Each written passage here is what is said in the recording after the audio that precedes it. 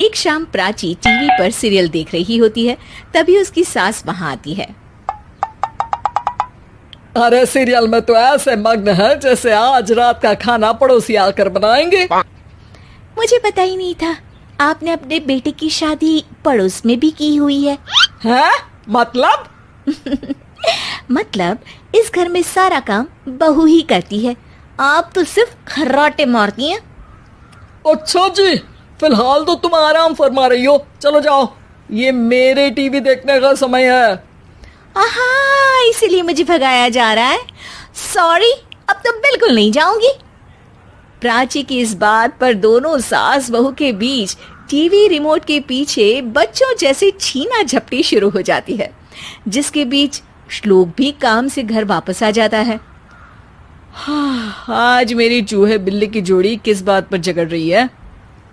अरे तेरे बीवी मुझे टीवी ही नहीं देखने दे रही। अरे तुम्हारी मम्मी मुझे खाना बनाने के लिए फोर्स कर रही है। अरे वाह, ऐसे बेतुके रीजन पर तो बच्चे भी झगड़ा नहीं करते। अरे मुझे कुछ मत बोल, सब इसने ही शुरू किया है। हाँ हाँ, जैसे आप तो बहुत दूध की धूली है ना। अरे बस, दोनों चुप।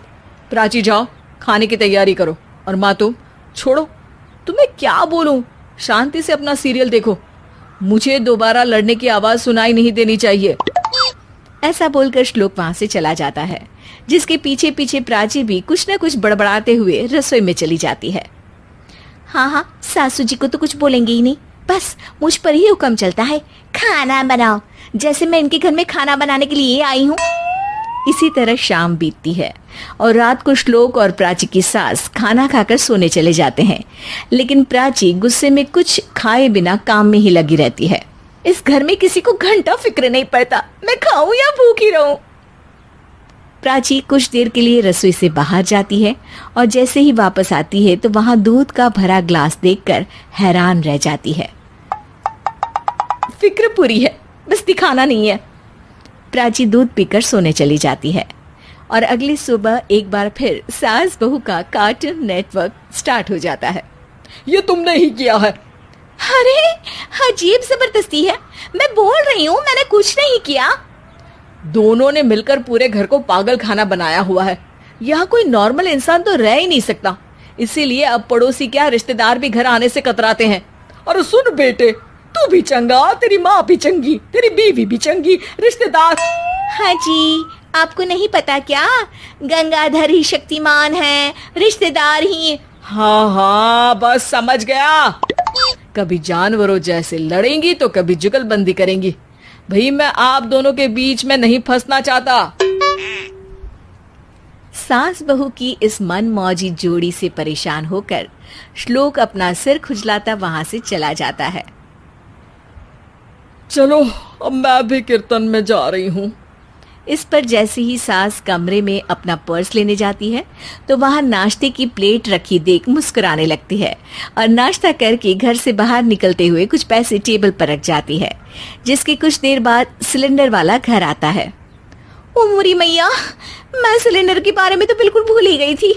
घर खर्च के सारे पैसे भी मम्मी के पास है और श्लोक से बोला तो उल्टा 4 बात सुनाएंगे। प्राची ये सोच ही रही होती है कि अचानक उसका चेहरा चमक उठता है और वो घर में आकर इधर उधर देखने लगती है। तभी उसकी नजर टेबल पर रखे पैसों पर पड़ती है, जिन्हें वो सिलेंडर वाले को दे देती है। ये सब श्लोक देख लेता है। अच्छा बेटे, इतना बड़ा घोटाला, सबके सामने मैं तेरी दुश्मन और पीठ पीछे तेरी मेरी यारी। इस पर श्लोक एक प्लान बनाता है और शाम को सब एक साथ बैठे होने पर बोलने लगता है।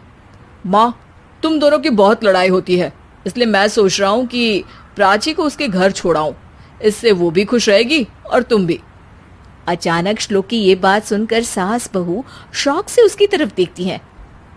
अरे ऐसे कैसे घर छोड़ाओगे, मुझे कहीं नहीं जाना। अरे तुमने बोला नहीं पर मैंने सुन लिया, तुम्हें मम्मी के साथ रहना अच्छा नहीं लगता, मुझे पता है। अरे वो अरे, जब बहू खुद कुछ काम बोले तो वो तुझे सुनता नहीं, और अब जो इसने बोला ही नहीं वो तू समझ गया। जब उसे नहीं जाना तो फिर जबरदस्ती क्यों कर रहा है? अच्छा, फिर आपको मौसी के घर छोड़ाता हूँ, बस अब आप दोनों एक घर में एक छत के नीचे नहीं रह सकती। मैं इस टॉम एंड जेरी की जोड़ी को और नहीं झेल सकता। है? ऐसे कैसे नहीं रह सकते? तुम्हें इतनी दिक्कत है तो तुम्हारा बोरिया बिस्तर पैक कर देती हूँ, लेकिन मम्मी जी कहीं नहीं जाएंगी। बिल्कुल यही सुनना था मुझे। अगर दोनों में इतना ही प्यार है फिर हर वक्त ये लड़ाई का नाटक क्यों करती हो? देखा मैंने कैसे माँ किचन में दूध रखती है और तुम उनके लिए कमरे में नाश्ता रखती हो, और कैसे वो पहले ही तुम्हारी दिक्कत समझकर घर में पैसे रखकर बाहर जाती है। अरे भाई, इतना ड्रामा तो डेली सोप में भी नहीं होता जितना तुम दोनों ने इस घर में फैलाया हुआ है। तू हमें टॉम एंड जेरी बोलता है ना, तो याद कर वो दोनों भी एक दूसरे को बाहर वालों की बुरी नजर से बचाने के लिए हमेशा सबके सामने लड़ते थे, लेकिन अकेले में दिक्कत के समय मदद भी तो करते थे। बस हमारा रिश्ता भी कुछ ऐसा ही है। और वैसे भी अगर सास बहू में तू मैं नहीं होती तो दुनिया वालों को कहानियां कैसे मिलेंगी?